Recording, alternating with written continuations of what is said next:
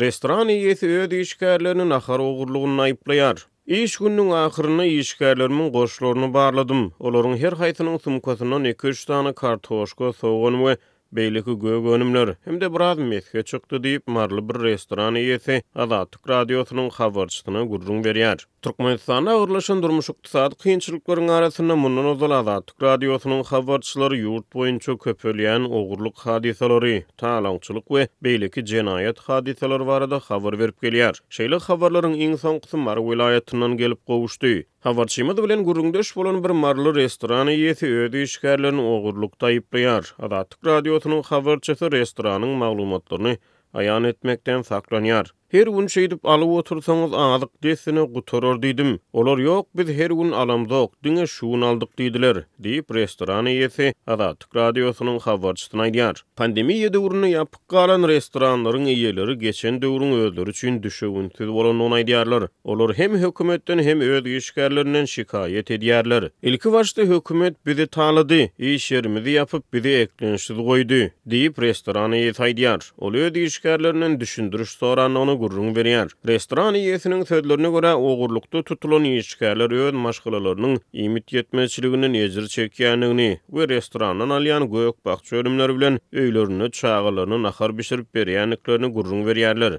Naharhanalar gaýtadan açylyp bizi işe çağıranyňyzda biz begenlik, gaty begenlik sebäbi eklenç biziň üçin hem kynlaşypdy diýip işgärler aýdýar. Azatlyk radiosynyň habarçysy Mar vilayatyna kafeleriň we barlaryň ýa-ni ýakyna gaýtadan açylanyny habar berýär. Türkmenistan 2 ýyl ozal uglan edilen pandemiýanyň fonuna karantin çäklendirmelerini girizdi. Türkmenistanda pandemiýa döwrüne ýapyk galan iş ýerlerine döwlet tarapyndan berilýän ýardymlar barada maglumat ýok. Öz çägini hiç ýyly koronavirus hadisasyny hasaba almadyk Türkmenistan çäklendirme çärelerini giňlen durmuşa geçirdi. Günnelik zerur haritlardan başga önümler satylýan dukanlary, sewda we diňe alış merkezlerini, bazarlary, restoranlary, kafeleri we beýleki garwanyşhanalary ýapdy. Sewtary hereketi çäklendirdi, otly we uçur gatnaklaryny çäklendirdi. Soňy bilen ýurtda karantin düzgünleri bölekleýin gowşap başlady. Restoran ýeti we aşpezler karantinden soňra öz iş ýerleriniň gaýtadan açylmagy özleriniň begenendigini aýdýarlar. Ýöne şol bir wagtda müşteri ýetmezçiligi restoranlaryň işini bökdüýär. Ilki başda iş ýerini gaýtadan açmaga ruhsat berenlerine bir tarapdan begennim, sebäbi häzir işläp başlasam sewda karantinden öňki ýaly gowular etdim. Ýöne indi sewda da ýok diýip restoran ýeti gurrun berdi. Ol müşterileriň seýrektigi ýa-da ýoklugy sebäpli ýa-ni ýakyna gaýtadan işe girden restoranyny wagtlaýyn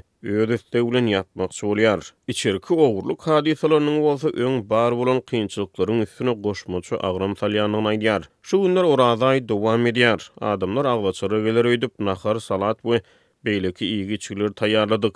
Emma hiç kim gelmedi diýip marly restoran ýeti seýrenýär.